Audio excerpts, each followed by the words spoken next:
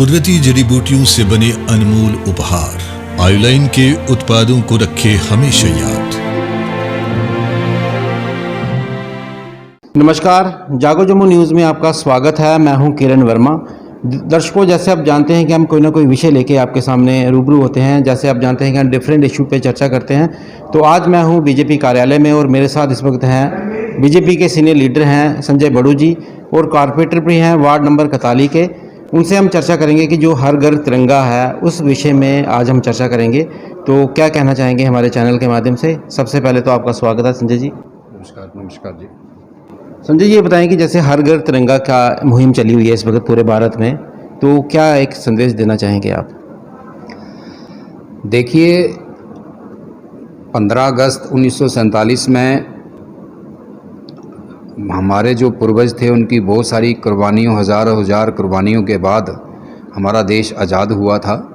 और हम सब जानते हैं कि इस 15 अगस्त को हमारे जो आज़ादी के 75 वर्ष हैं वो पूरे हो रहे हैं। तो पूरा देश जो है ये अमृत महोत्सव जो है वो मना रहा है।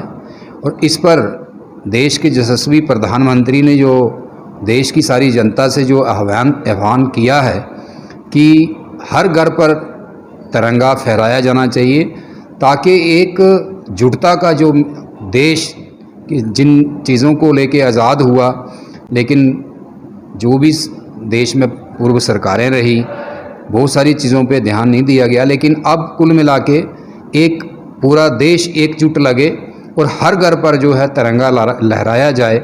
और आप देख रहे हैं कि जिस तरह का माहौल पूरे देश में है, और मैं विशेष रूप से जम्मू कश्मीर की बात ज़रूर करूंगा, क्योंकि आप जानते हैं यहाँ धारा 370 और 35 से जब 5 अगस्त 2019 को हटाई गई थी, तो यहाँ के कुछ नेता, कुछ ऐसे सरकारों के जो मुखिया थे, जो अपनी अपनी पार्टियों के मुखिया रहे, वो कहते थे कि यहाँ धारा 370 और 35A हटाने के बाद तिरंगा उठाने वाला कोई दिखेगा नहीं। तो आप देखें आज किस तरह का माहौल है। जम्मू में देखें, कश्मीर में देखें, लद्दाख में देखें, हर तरफ जो है तिरंगा ही तिरंगा जो है लहराया जा रहा है। आपने देखा होगा अभी थोड़े दिन पहले ही हमारी भारतीय जनता युवा मोर्चा ने कश्मीर में लाल चौक में एक बड़ी भव्य तिरंगा रैली की थी, और जिसमें हज़ारों की संख्या में जो कश्मीर के युवा थे वो वहाँ तिरंगा लेके आए थे। तो ये दर्शाता है कि जो जम्मू कश्मीर को विशेष दर्जे के साथ साथ देश से दूर रखा गया था, अब वो दर्जा हटने के बाद पूरा देश जो है वो एक सूत्र में जो है वो बंध गया है। और जो एक विधान, एक निशान, एक प्रधान का भारतीय जनता पार्टी ने जो इतनी बड़ी लड़ाई जनसंघ के समय से लड़ी थी, हमारे आप जानते हैं डॉक्टर श्यामा प्रसाद मुखर्जी जी ने सरकार छोड़ के जनसंघ का जो है उसका स्थापित किया था। और उसके बाद जहां जो परमिट सिस्टम था उसका विरोध करते हुए जहां अरेस्ट हुए, और उसके बाद जहां उन्होंने अपनी जान की आहुति दी, मैं तो कहूँगा उनकी हत्या हुई। तो आज उनका जो सपना था उसको माननीय प्रधानमंत्री जी ने पूरा किया है। और पूरा जो जम्मू कश्मीर है, तिरंगा रैलियां निकल रही हैं, आप देख रहे हैं तिरंगा यात्राएं निकल रही हैं, तिरंगा प्रभात फेरियां निकल रही हैं। एक बिल्कुल मैं कह रहा हूं कि रंगारंग माहौल जो है वो देखने को मिल रहा है, ऐसा पहले कभी नहीं हुआ। संजय जी, मैं आपसे ये पूछना चाहूँगा कि ये जो हमारे ओपोजिशन के लोग हैं ना, जो वो कह रहे हैं कि ये ध्यान भड़काने का मुहिम चलाई हुई है हमारे माननीय प्रधानमंत्री ने, कि बड़े सारे लोग परेशान हैं। इस संदर्भ में क्या एक जवाब देना चाहेंगे इन लोगों को आप? देखिए, जिस तरह से 2014 के बाद सत्ता में प्रधानमंत्री बनने के बाद नरेंद्र मोदी जी ने यहाँ पर गरीबी हटाने की बात तो होती रही, बड़े अलग अलग नारे दिए जाते रहे, मगर गरीबी हटाने के लिए क्या करना चाहिए उसकी तरफ कभी ध्यान नहीं दिया गया। और आपने देखा जब जनधन के अकाउंट हमारी सरकार जो केंद्र में आई थी उसने खुलवाने का काम शुरू किया था, तो यही विपक्ष के लोग बड़ा हू हल्ला करते थे कि उससे क्या होगा। बहुत सारे देशवासियों के बैंक में अकाउंट ही नहीं होते थे, अकाउंट खोल ही नहीं पाते थे, इतनी मुश्किल होता था एक बैंक में अकाउंट खोलना।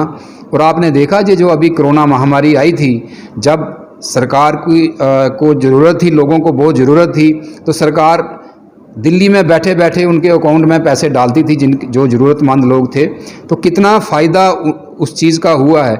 और जिस तरह से उसके बाद एक एक करके जितनी भी जो शोषित समाज है, जो वंचित समाज है, जो हमारा SC ST OBC है, चाहे जितना भी समाज जो सम्मान धारा से नीचे है, उसको किस तरह से उसका उत्थान हो, एक एक करके जो है केंद्र सरकार ने स्कीमें बनाई।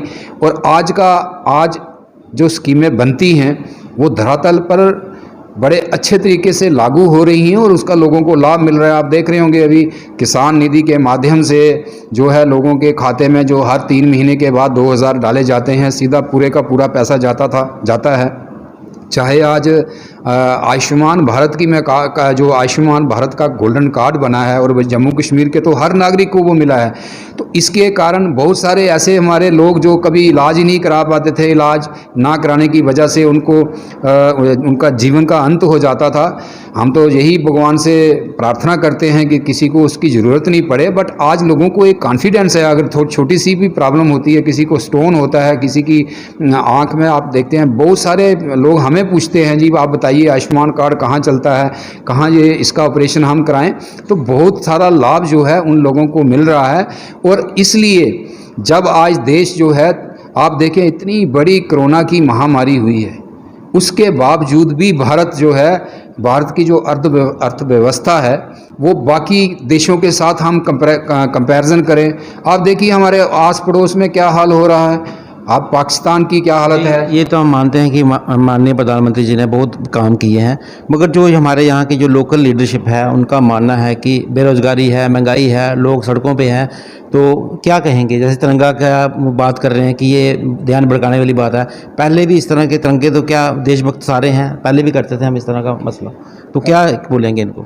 देखिए, मैं उसी बात पे आ रहा था कि जिस तरह से इस सरकार ने 8-8.5 वर्षों में कार्य किया है और इतनी महामारी के बावजूद भी आप देखें, मैं अभी वही बात कर रहा था, पाकिस्तान का हाल देखें, आप श्रीलंका का हाल देखें, उसके बरक्स उल्टा हमारा देश जो है तेज़ी से जो है तरक्की कर रहा है। तो इसीलिए आज जितना भी विपक्ष है, आज देश में 2 चीज़ें बड़ी अच्छे तरीके से हुई हैं। अब लोगों को समझ आया है कि ये जितना भी अड़ंगा इन चीज़ों में था, उसमें सबसे बड़ी बात जो थी कि ये जो परिवारवाद की राजनीति पूरे देश में हावी थी, जिसके चलते थी पूरे जो एक मैंडेट की सरकारें नहीं बनती थी और बाद में जब सरकार बनती थी तो गठबंधन में रहते हुए ये परिवार जो है सरकार को ब्लैकमेल करते थे और बहुत सारा सरकार का पैसा जो है इन लोगों की जेबों में जाता था। जहां तो देश के प्रधानमंत्री कहते रहे हैं कि हम दिल्ली से 1 रुपया भेजते हैं और ज़मीन पर 15 ही पैसे पहुंचते हैं, लेकिन आज देश में एक ऐसा प्रधानमंत्री आया है कि जो 100 पैसे दिल्ली से देता है और सीधे अकाउंट में 100 के 100 पैसे जाते हैं, 1 पैसे की भी गड़बड़ नहीं होती है। इसलिए अब लोगों को समझ आ गया है कि सत्ता कैसी होती है, सरकार कैसी होती है। जो जनता की सरकार होती है वो समझ रहे हैं और ये विपक्षियों को जितनी भी पार्टी हैं अब उनको लग रहा है कि उनकी दुकानें बंद हो रही हैं, इसलिए वो ये चीज़ कह रहे हैं। जहाँ तक तिरंगे की बात है, हम मानते हैं, आप कह रहे हैं तिरंगा, जम्मू कश्मीर में मैं युवा मोर्चा में रहा हूं, अनुराग ठाकुर जी हमारे अध्यक्ष थे, हम तिरंगा यात्रा लेके लाल चौक जाना चाहते थे तो किस तरह से लाठियां हमारे ऊपर बरसाई जाती थी। अनुराग ठाकुर जी को भी वहां बहादुरपुर के पुल पर गिरफ्तार किया गया था और यहाँ तिरंगा लहराने नहीं दिया जाता था। और ये लोग बात करते हैं कि यहाँ तिरंगे लहराए जाते थे। देश राष्ट्रभक्त जनता जम्मू कश्मीर की तो तब भी लहराना चाहती थी, लेकिन बहुत सारे लोग इन सरकारों के प्रेशर में आके नहीं लहरा सकते थे। इसलिए आज आप देखें दुकानों पे झंडे ही नहीं मिल रहे हैं। आप मार्केट में जाके देखिए, जो झंडा 30-40 रुपए का था वो 60-70 तक कहीं देने का प्रयास हो रहा है। इसीलिए पार्टी ने यह तय किया कि हम सभी जम्मू वासियों को, जम्मू कश्मीर वासियों को जो तिरंगा है वो उपलब्ध कराएंगे और हम 20 रुपये का तिरंगा जो है वो हमारे कार्यालय जहाँ जहाँ भी हैं वहाँ काउंटर खोले गए हैं ताकि लोग आके झंडे लेंगे। और आप देखें, आप थोड़ी देर रुकें, बाहर देखें जरा। एक और मेरा प्रश्न है, जैसे अब कह रहे हैं कि कार्यालय में जगह जगह तिरंगे बेचे जा रहे हैं, तो ये अपोजिशन के लोग ही कह रहे हैं, हमारी बात हुई है उनसे, उनका मानना है कि ये देश का झंडा बेच रहे हैं, कल को देश भी बेच देंगे। क्या कहेंगे इस संदर्भ में आप? देखिए, जिन्होंने देश बेचा या देश जो राष्ट्रभक्त जनता का ध्यान नहीं रखा, तो उन लोगों ने को आज देश की जनता ने घर में बिठा दिया है, वो खाली बातें ही करेंगे। जहाँ तक ये 20 रुपये झंडे की बात है, ये देखिए, पार्टी अगर 30 रुपये का झंडा बाजार से होलसेल में खरीद के 20 रुपये में उपलब्ध करा रही है, तो वो पार्टी कोई कमाई नहीं कर रही है। सिर्फ एक 20 रुपये शुल्क इसलिए रखा गया है कि देखिए होता क्या है, कोई चीज़ अगर किसी के घर में छोड़ दी जाए तो उसकी तरफ ध्यान नहीं रहता, लेकिन सबकी इसमें इन्वॉल्वमेंट रहे और ये जो तिरंगा झंडा है ये हर घर तक पहुँचे, उसकी व्यवस्था जो है वो सरकार भी कर रही है और पार्टी भी कर रही है। इसलिए खाली ये कहना कि भारतीय जनता पार्टी ये कर रही है, ऐसा नहीं है। जो सरकार का निर्णय है, हमारी म्यूनसिपल कॉरपोरेशन में भी 75,000 जो तिरंगे हैं हमने लाए हैं और हमारे जो बाढ़ के सुपरवाइज़र हैं, चाहे बाढ़ के जितने भी हमारे निगरान हैं, उनके माध्यम से हम वो घर घर तक पहुँचा रहे हैं। हालांकि कुछ वार्डों में, जैसे मैं अपनी वार्ड में जो तिरंगा है हम अपनी तरफ से उपलब्ध करवा रहे हैं, कुछ और भी पार्षद साथी जो हैं वो तिरंगा उपलब्ध करवा रहे हैं, लेकिन ऐसा बिल्कुल नहीं है। और आप देखिए जम्मू में हर जगह जो है तिरंगे के लिए महामारी है और लोग लाइनों में लग के दुकानों से जो है तिरंगा खरीद रहे हैं। अंत में आप क्या एक मैसेज देना चाहेंगे हर घर तिरंगा को लेके, हमारे जो रूरल में भी लोग हैं उन लोगों को और पूरे जम्मू कश्मीर के लोगों को, पूरे भारत के लोगों को क्या एक संदेश देंगे आप?